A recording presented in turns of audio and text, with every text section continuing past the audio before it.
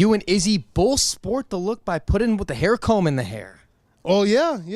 You and the champ do that. Yeah, it helps me keep track of these things because I lose my picks all the time. So I've bought like 20 of them in like the last couple of years. This is the Schmo with the pro with the number 4th ranked middleweight in the world, Jared Cannonier. Fresh wound over the eye. How we doing? Oh, we're doing good. We're doing good. Could be doing better, you know. Could be smooth baby face with no scratches at all. But, you know, it's the name of the game. It happens. We appreciate you taking the time. Last round of sparring. Who are you sparring with? Who'd you butt heads with? None other than Benson Smooth Henderson. Got me. We were both trying to get in. I was trying to work the body. I don't know what he was trying to do, but he was trying to move in. He was not running away. And we've clashed heads in the last round of the day. Ain't that something? Getting stitched up after the interview. Show the camera the fresh wound. Get out. I got a beauty. One of my first. I think it is my first, yeah. Yes. Flash the fresh blood. Jared Cannonier matching the shirt. You were just in New York. You were cutting weight, ready to be the alternate for the Darren Till, Kelvin Gastelum fight, man.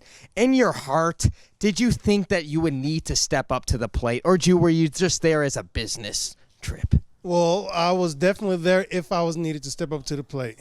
I was told that it was a good chance I would have been fighting, but the day before weigh-ins, we heard that Darren got his paperwork in order and was on the flight, ready to come there. So at that point in time, it just became a little semi-vacation, work vacation. Yes, and the Schmo heard you tell Helen Yee Sports you were on vacation in Hawaii not too long before then.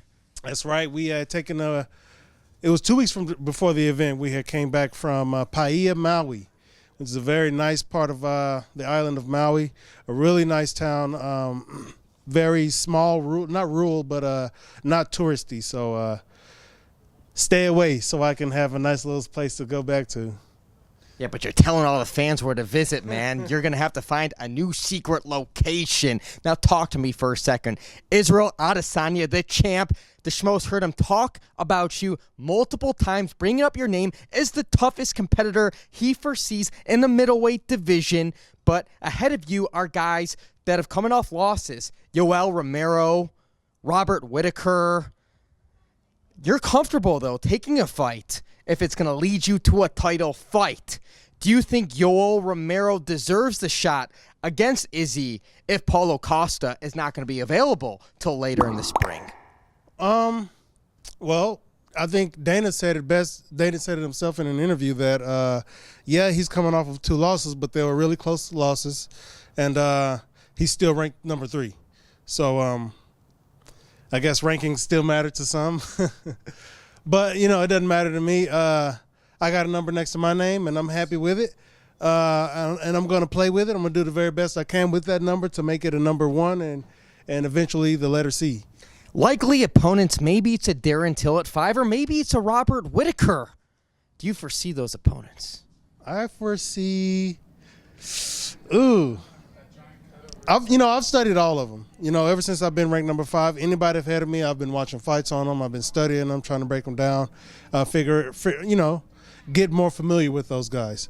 So whoever they call me, if they're above me, I'm going to say yes. So that's just it, I'm ready for whoever. And is your name still in the hat for your next fight to be against Israel Adesanya if those contract negotiations don't work out with Yoel Romero and Izzy? At this point, I'm not sure what's going on with bout agreements or negotiations or anything.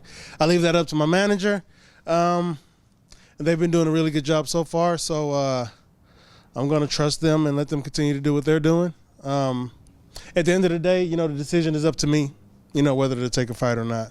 So with that being said, we are all on the same page. We feel that it should be either the title shot or a shot that gets me to the title. So we're both thinking along the same lines. So. And when would you like to get back inside the Octagon? Well, I know Whittaker wanted to get back in around February, March timeframe. Yes. So that'd be perfect for me. I know I'd like to get around. I was just ready to fight, beginning of the month. So I'm ready right now. That'd be a good time, good enough time to get prepared for a fighter of that caliber. Again, Whittaker is ranked number 1, I believe. He's still number 1 contender, 14th pound for pound.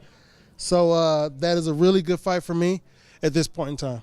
We're going to let you get out of here and get that thing stitched up. We don't need blood dripping. Final message for the Killer Gorilla fans out there worldwide. I don't really have a message for you guys except for thank you for continuing to support. This has been a really crazy journey. We're on the ascent, as we all can see.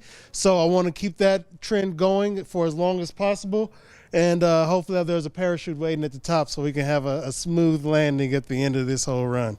He's the pro. I'm the Schmo. Outside the MMA Lab, where all the action happens, we're out.